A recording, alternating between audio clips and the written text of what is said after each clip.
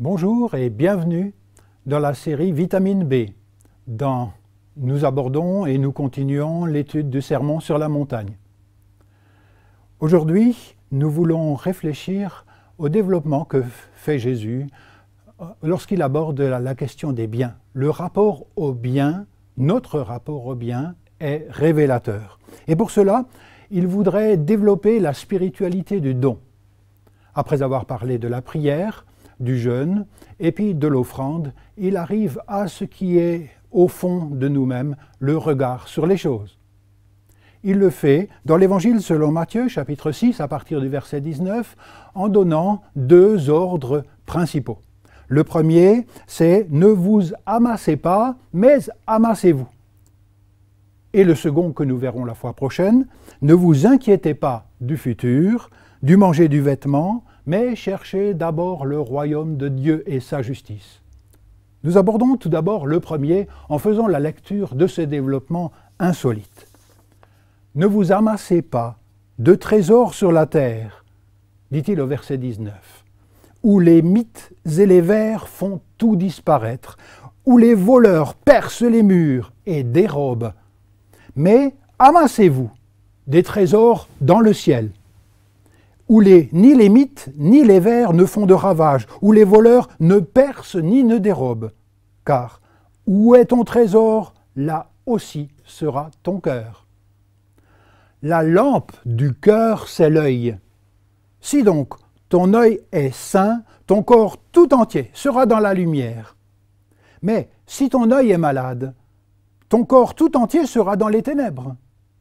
Si donc la lumière qui est en toi est ténèbres, quelles ténèbres! Nul ne peut servir de maître, ou il haïra l'un et aimera l'autre, ou bien il s'attachera à l'un et méprisera l'autre. Vous ne pouvez servir Dieu et l'argent. Jusqu'à là, la lecture, et nous en faisons une méditation commentée. L'ordre principal, c'est « Ne vous amassez pas, mais amassez ». Amasser sur terre, c'est faire des réserves. Jésus souligne quelque part, avec son idée qu'on peut dérober ce bien, où les mythes et les vers peuvent le ronger, vous ne l'emporterez pas au paradis. Autrement dit, vous en jouirez uniquement ici. Et encore, la jouissance elle-même sera relativisée. Pour Jésus, le fait d'amasser et d'accumuler sur la terre est quelque part une entrave des ressources non libérées par rapport à son projet qu'il appelle le royaume de Dieu et sa justice. Nous ne devons pas oublier que nous sommes dans les années 30. Et l'évangéliste Matthieu choisit de rappeler précisément ce qui va se passer juste quelques années après, en l'an 70 ou 70. Lorsque les troupes romaines vont vouloir rétablir l'ordre, les Romains aimaient beaucoup l'ordre, leur ordre, par rapport aux nationalistes zélotes juifs. Les troupes romaines vont prendre Jérusalem au prix d'un bain de sang. Et il ne faut pas oublier que ceux qui, à ce moment-là, auront amassé des trésors vont quasiment tous tout perdre. Ne vous amassez pas là où le voleur vient, mais amassez-vous ailleurs. Il existe donc pour Jésus une autre manière d'investir, de gérer son capital, que ce soit pécunier, que ce soit des terrains ou des maisons, ou que ce soit des qualités que l'on a en soi, comme pouvoir lire, pouvoir conduire d'autres personnes. La question qui se pose, c'est comment investir ces différents capitaux? Avez-vous remarqué qu'il y a 3 règles de sagesse communément utilisées en littérature française? Je vous les redis, là où est ton trésor, là aussi sera ton cœur. Le second, les yeux sont la lampe du corps. Et le troisième, nul ne peut servir 2 maîtres à la fois. Nous les aborderons les uns après les autres. Le premier, là où est ton trésor, là également se trouve ton cœur, à partir du verset 21. Là où est ton trésor. La vie est en grande partie caractérisée par ses trésors. Ces trésors, c'est-à-dire le prix qu'il attache à des objets, ce qu'il regarde. Vous voulez connaître le trésor d'une personne? eh bien, voyez où la personne regarde le plus. Ses trésors. La question qui est posée avec la notion de trésor, c'est que cherchons-nous au fond? Ou plutôt, après quoi courons-nous pour notre vie? La bonne nouvelle, et ça fait partie de l'Évangile, c'est pas que les pauvres vont prendre la place des riches, mais qu'ils vont, comme les riches, à cause du règne de Jésus, détrôner l'avidité. Détrôner l'avidité.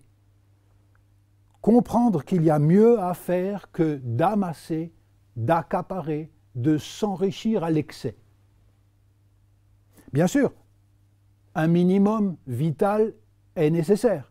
Le manger, le boire, se vêtir, se chauffer dans les pays froids, l'amitié sont nécessaires.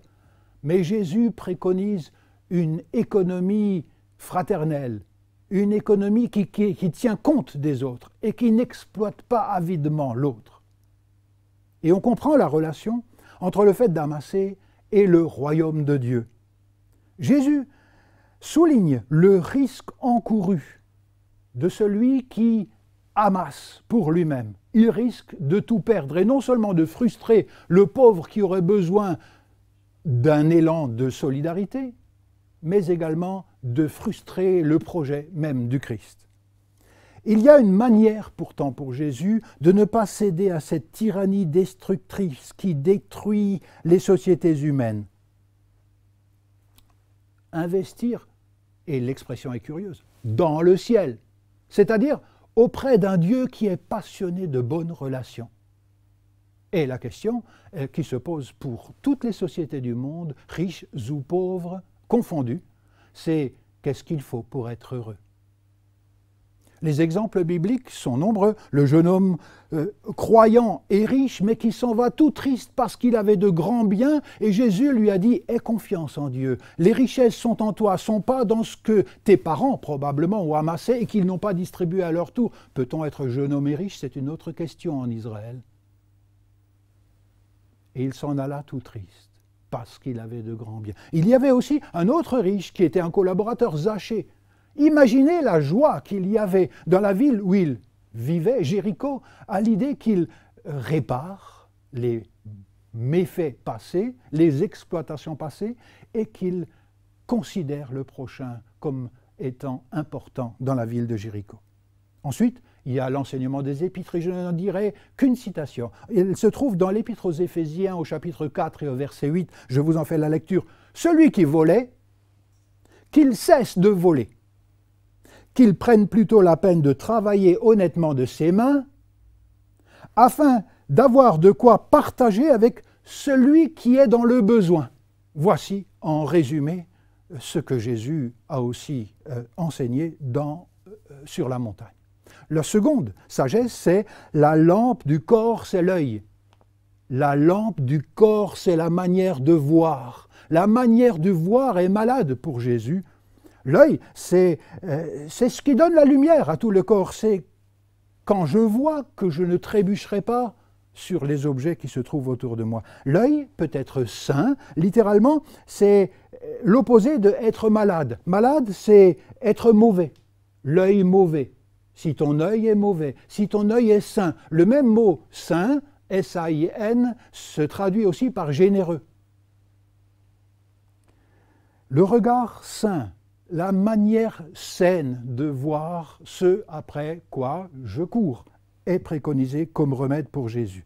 L'œil peut aussi représenter, et là c'est une manière d'interpréter, un strabisme divergent. On peut dire divergent comme si un œil regardait le royaume de Dieu, on pensait au jeune homme riche, et un autre œil regardait d'une manière anxieuse la sécurité que l'on a dans un pactole, le fait d'amasser. Jésus veut ramener un regard sain sur les choses, c'est-à-dire simple, ou plutôt intègre, un regard droit sur les choses, un regard entier qui est justement le regard dont nous avons besoin pour avoir une vision unifiée de ce que Dieu est en train de faire. La leçon, c'est qu'en vivant une économie fraternelle, en tenant compte de l'autre, on s'enrichit véritablement, car cela fonde une société saine, et dans cette société saine, nous ne sommes pas ligués les uns contre les autres. Oui, ça fait partie de la spiritualité. L'œil et l'action ont un rapport étroit. Vers quoi sommes-nous tournés?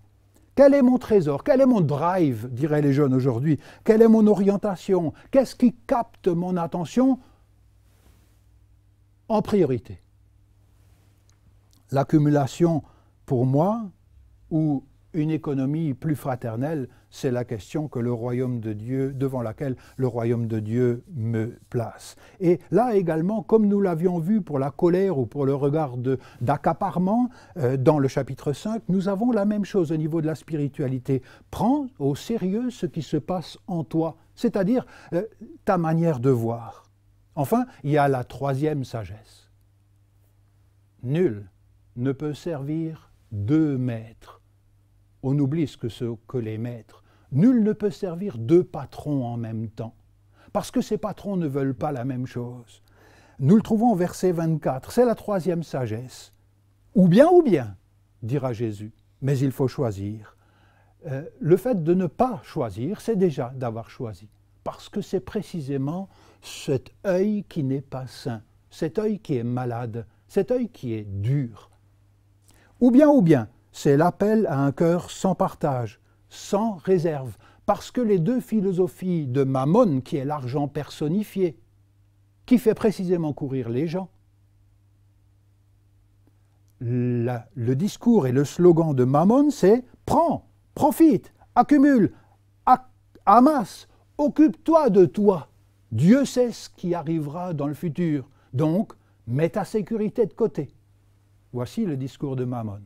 Le discours de Jésus, c'est le discours du Père même. C'est « travaille de tes mains, mais partage, prends aussi soin des autres, et tu le retrouveras dès ici-bas, au centuple, nous dira Jésus dans un autre de ses enseignements, mais aussi dans le royaume de Dieu, auprès de Dieu qui approuve. L'argent comme maître d'esclaves, ou Dieu comme étant le libérateur pour vivre ce que l'on pourrait appeler la sainteté économique. La sainteté n'est pas du registre seulement du religieux, la prière, l'offrande que je ferai, ou bien le jeûne. La sainteté touche aussi mon regard sur les choses. Nous ne sommes pas égaux sur cette terre. Il y a quantité de gens qui ne se rendent pas compte à quel point les riches peuvent être riches et les pauvres, des fois très pauvres. Mais nous avons tous à gérer un capital. Ce capital n'est pas nécessairement pécunier et nous pouvons amasser pour nous-mêmes, le mettre de côté pour notre réserve, parce que précisément on douterait de la providence de Dieu, le fait que Dieu va pourvoir également à partir du moment où nous vivons une économie plus solidaire et plus fraternelle. L'argent comme maître d'esclaves ou Dieu comme libérateur. Il faut choisir son conditionnement. Et c'est bien un conditionnement qui est en question ici. À quoi je décide de m'exposer? Autrement dit, quels sont les signes tangibles d'une économie fraternelle que je poserai concrètement dès mon jeune âge et jusqu'à un âge avancé? Ou bien, est-ce que je veux continuer à poser des signes où j'accumule simplement pour ma prétendue sécurité? Et on se souvient de deux chevaux qui sont attachés l'un à l'autre et qui sont d'égale force. Et il y a une tension extraordinaire avec une corde qui les relie. Et la sagesse populaire a bien raison de dire « ce cheval-là gagnera que je nourrirai le plus ». Il en va de même pour l'argent.